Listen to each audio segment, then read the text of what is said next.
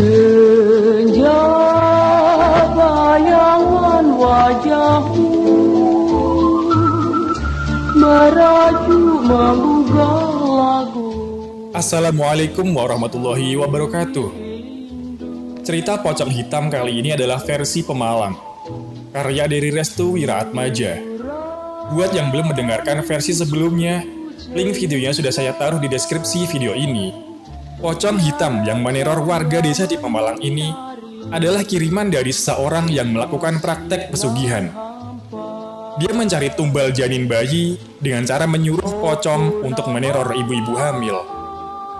Bagaimana cerita lengkapnya? Langsung saja kita mulai ceritanya. Mode pingit dimulai. Rindu kini dan harapan pasti. Senja.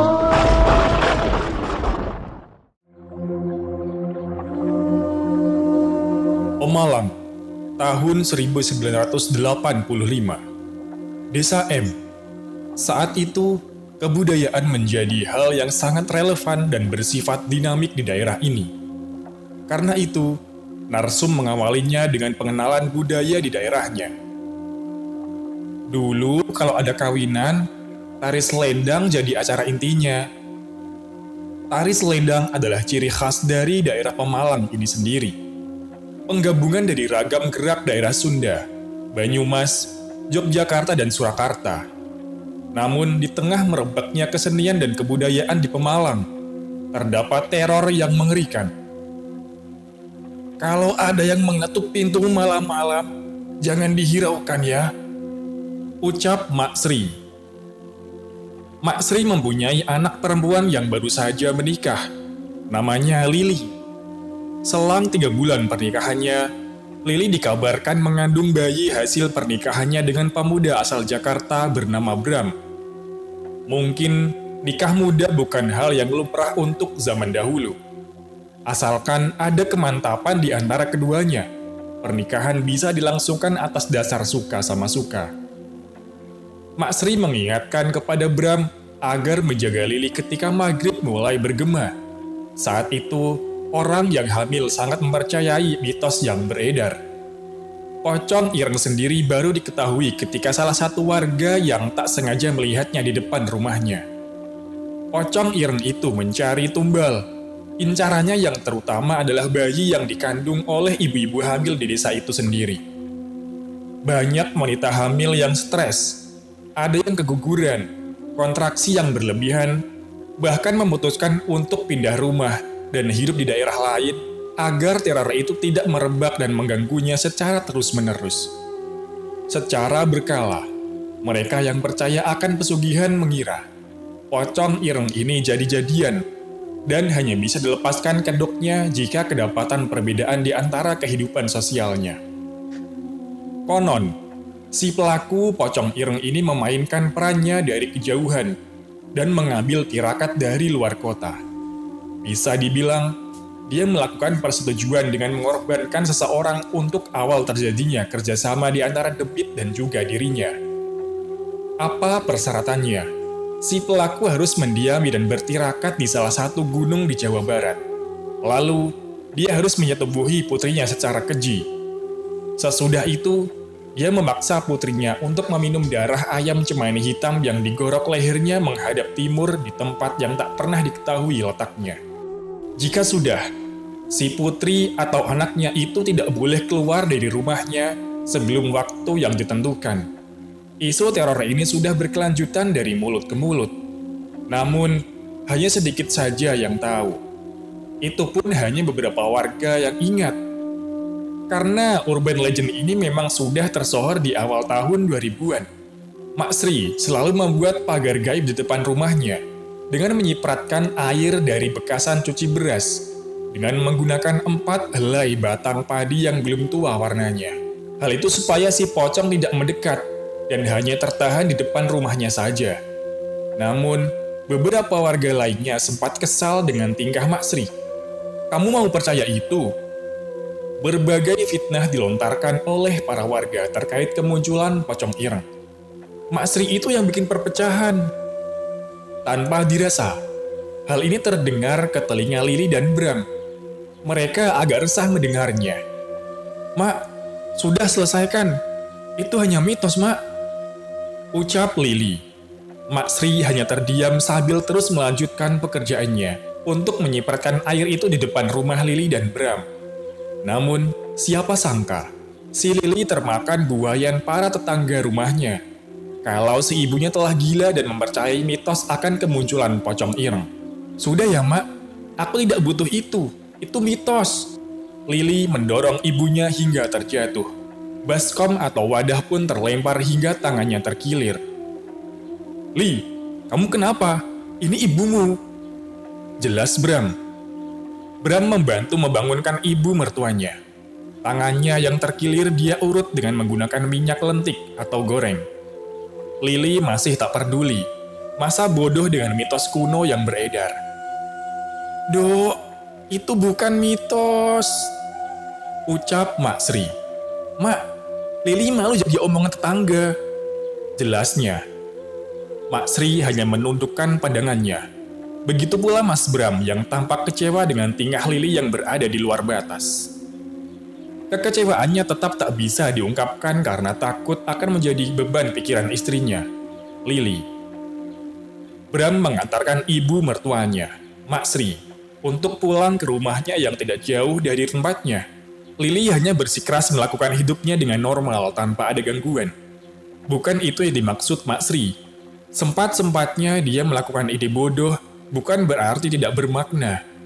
Karena orang tua lebih mengetahui manis pahit dan pengalaman serta cerita dari leluhurnya dulu. Tepat setelah adzan Isya berkumandang, Bram belum juga datang. Hati Lili menjadi resah. Mungkin saja dia bermain di luar dengan teman-temannya. Keadaan yang hamil ini telah menjadikan Lili stres berat.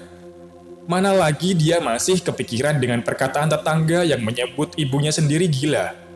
Juga teror pocong ireng yang selalu mengganggu ibu hamil. Lili hanya menunggu di ruang tamu dalam rumahnya. Sesekali, dia mengelus-ngelus perutnya yang sedikit membuncit. Pukul 10 malam, tidak ada tanda-tanda kedatangan suaminya. Bram sudah kelewatan batas dan tidak menjalankan amanat dari mertuanya untuk menjaga Lili. Lili tertidur di ruang tamu. Tepat di pukul 1 pagi. Dia terbangun karena ada ketukan pintu. "Cih, gak usah pulang, tidur di luar sana." Namun, ketukan pintu itu masih terdengar. "Dengar tidak? Gak usah pulang, tidur di luar." Kesal Lili. Suara itu tidak hilang, masih berbunyi di kesunyian malam. Lili merasa aneh. Suaminya tidak pernah seegois itu. Dia memberanikan diri melangkah untuk membuka pintu. Lili membuka pintu dengan pelan. Kiranya dia akan mendapati suaminya dan langsung memeluknya untuk meminta maaf. Namun yang tertampakkan adalah sosok pocong ireng dengan pandangan yang mengerikan menatap wajahnya. Bau busuknya tercium seketika. Wajahnya tak bisa dikatakan lagi hancur dan berantakannya. Lili shock. Dia memegangi perutnya dan segera melangkah mundur. Tangannya meraba-raba daun pintu untuk segera ditutup. Namun, apa daya, kepalanya langsung pening. Lili terjatuh tepat di depan pintu.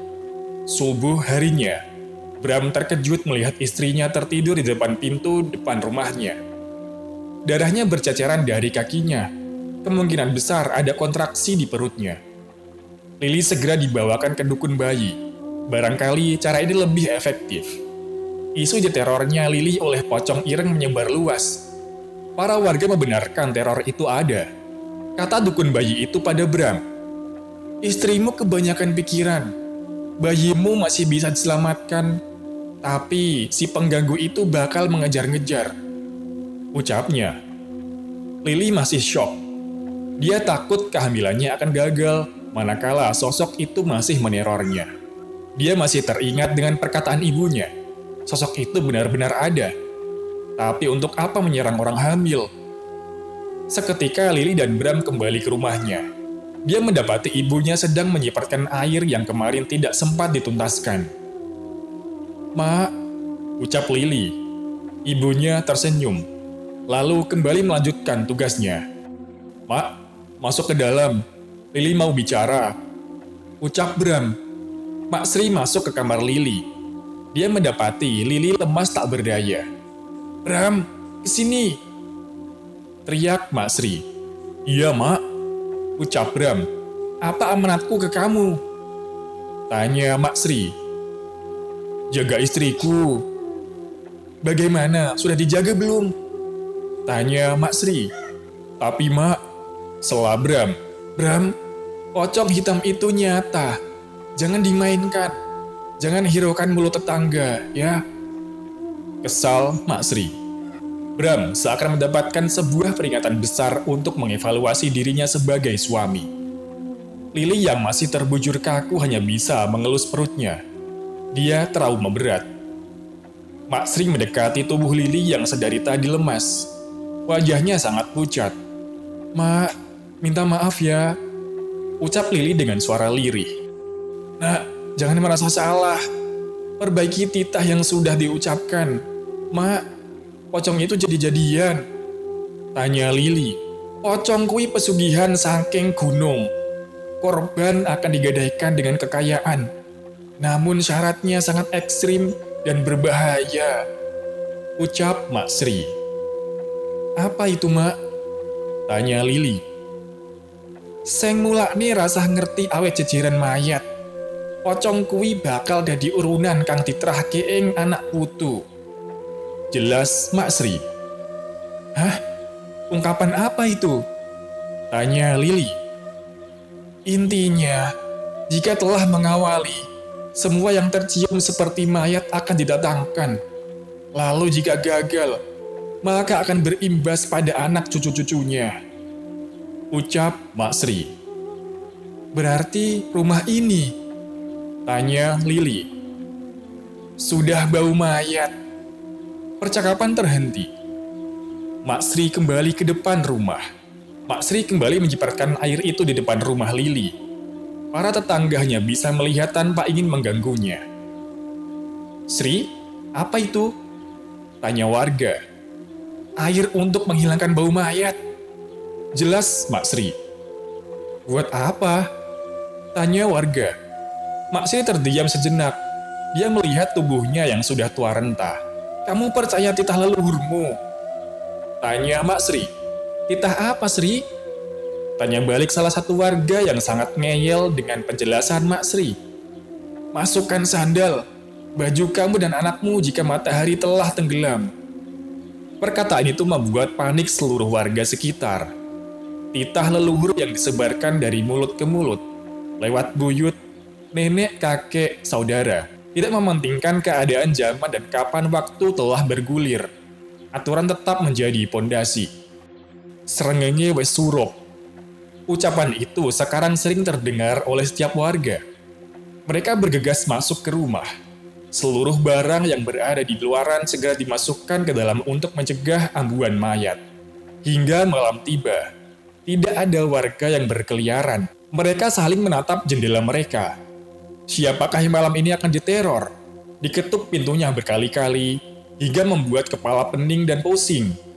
Mak Sri sengaja tidak pulang ke rumahnya. Dia memilih menjaga Lili karena si Bram belum becus untuk menjaga anak semata wayangnya itu. "Bram, sini," ucap Mak Sri. Bram segera menuju ruang tamu sambil membawa teh hangat di gelas besi. "Iya, Mak," ucap Bram. "Nanti, jika telah tengah malam, jangan buka bagian belakang pintu. Dia akan menyerang di bagian belakang.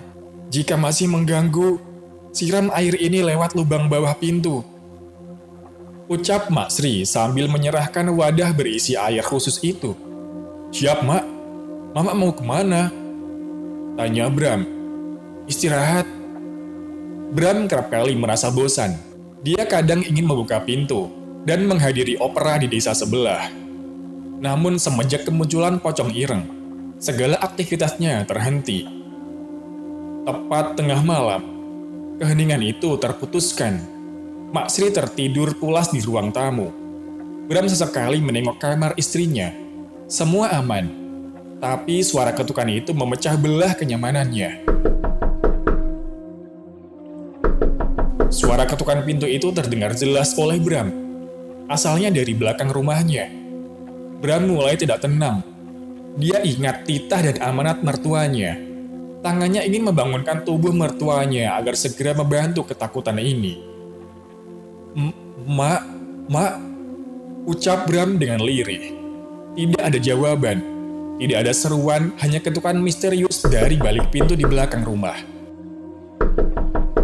Bram melangkahkan kaki menuju pintu belakang, sambil membawa wadah berisi air yang telah diamanatkan oleh mertuanya.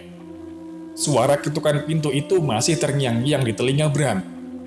Ketika Bram telah sampai di depan pintu, suara ketukan itu terhenti. Namun, dia mencium bau yang sangat hingga membuat perutnya sangat mual. Bau mayat. Bram mundur ke belakang. Dia tidak jadi menyiram bawah pintu yang diamankan oleh mertuanya. Ketika langkahnya mundur, suara ketukan rumah itu berbunyi kembali, seperti minta dibukakan. Bram merinding tak karuan. Seluruh tubuhnya bergetar. Mak Sri terbangun dari tidurnya dan melihat Bram mematung di depan kamar istrinya. "Bram, ada apa?" tanya Mak Sri. Bram menengok ke arah belakang Mak Sri, sembari merautkan wajah takutnya. Mak, pocong itu ada," ucap Bram. Mak Sri segera menuju Bram. Suara ketukan itu masih berbunyi keras. "Bram, siram Bram," ucap Mak Sri. Bram tak mampu melangkahkan kakinya. Seperti ada sesuatu yang menahannya untuk melangkah. Diambilnya wadah itu oleh Mak Sri, dan segera menuju pintu yang dimaksud. "Bau mayat! Pulang kamu! Jangan kesini lagi! Pulang ke tuanmu! Jangan kesini lagi!" teriak Mak Sri sambil menyirami bawah pintu. Sesaat ketukan pintu itu hilang. Bau busuk yang tercium pun sudah menghilang. Ketika pintu itu dibuka oleh Mak Sri, dia menemukan banyak belatung dan cacing yang memenuhi tanah tepat di belakang pintu rumahnya. "Bram, ambilkan garam," ucap Mak Sri. Bram mengambil garam dapur. Dia menyerahkan garam itu kepada Mak Sri. "Nih, pocong itu suruhan. Tidak akan kehabisan akal untuk menghancurkan dan mengambil tumbal. Makanya, kamu harus berani, Bram," ucap Mak Sri. Selepas kejadian itu, para warga jadi yakin dengan teror yang menyerang pemukimannya. Sehingga ketika serangannya wes surup, para warga segera menyuruh anak-anaknya untuk masuk. Semua barang yang masih di luar segera dibawa masuk ke dalam. Belum sampai di situ, ketika usia kehamilan Lily membesar, dia seringkali terkena sawan. Ini membuktikan si pocong belum menyerah sampai di situ. Kadang di tengah malam, Lily berteriak kesakitan, kakinya bengkak. "Lily sedang ditahan oleh si brengsek itu," ucap Mak Sri. "Terus, bagaimana, Mak?" tanya Bram. Mak Sri punya kenalan dari desa sebelah, seperti Kiai. Mak Sri meminta Kiai itu untuk menyelamatkan Lily terlebih dahulu. Jika tidak, maka nyawa dan jabang bayinya tidak akan selamat. Tangan dan kaki Lily sedang dipaku ini. Jadi, usahakan jangan memegang kedua tangan dan kakinya ya. Pasti kesakitan. Yang hanya bisa dilakukan adalah mencari pelakunya, ucap Kiai itu. Untuk mencari pelakunya, setiap warga harus membaca Al-Quran. Dan ketika malam tiba, semua barang-barang harus dimasukkan ke dalam rumah. Kata Kiai itu, pocong ireng hanya mengganggu satu korbannya untuk ditumbalkan. Jika gagal, dia akan mengambil tuannya.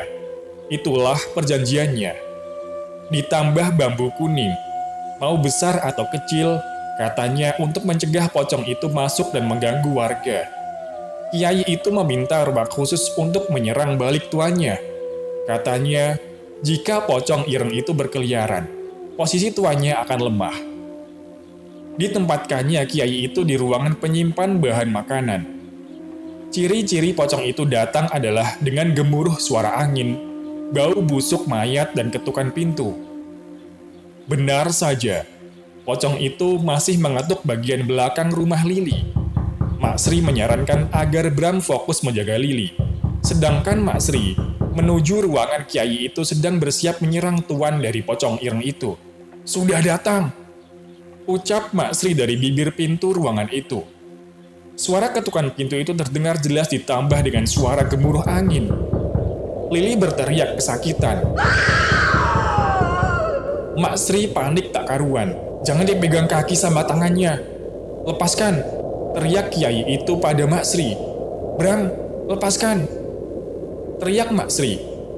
Bram langsung melepaskan tangannya. "Telat sebentar, anakmu bisa mati," ucap Kiai itu. "Terus, bagaimana Kiai?"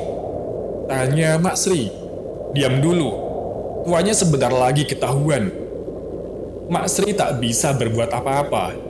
Dia hanya bisa menunggu waktu yang tepat untuk membantu Kiai itu. Suara itu lambat laun menghilang bersamaan dengan gemuruh angin.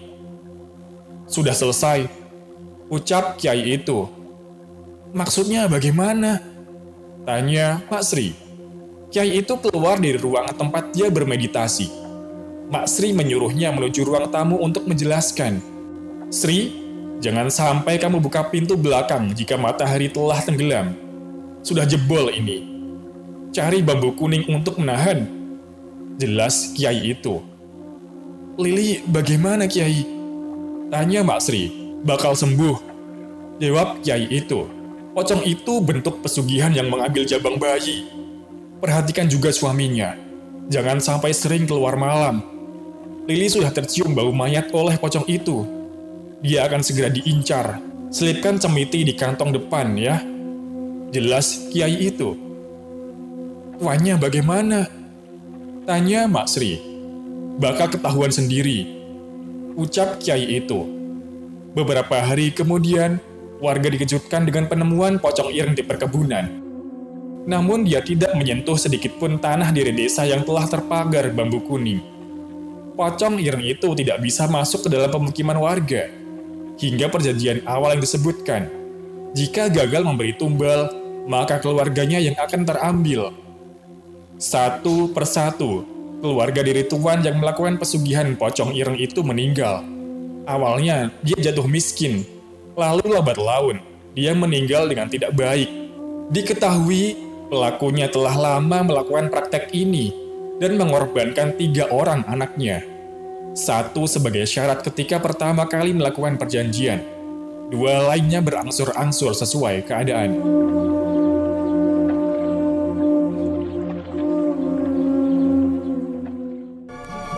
Di bawah sinar bulan purnama, air laut. Nah, bagaimana menurut kalian? Coba tulis pendapat kalian di kolom komentar ya. Terima kasih yang sudah mendengarkan. Nantikan cerita-cerita horor lain di channel Udan Wingit. Jangan lupa subscribe. Terima kasih. Wassalamualaikum warahmatullahi wabarakatuh. Di bawah sinar bulan purnama, hati duka jadi senang. Gitar berbunyi riang gembira, jauh malam dari petang.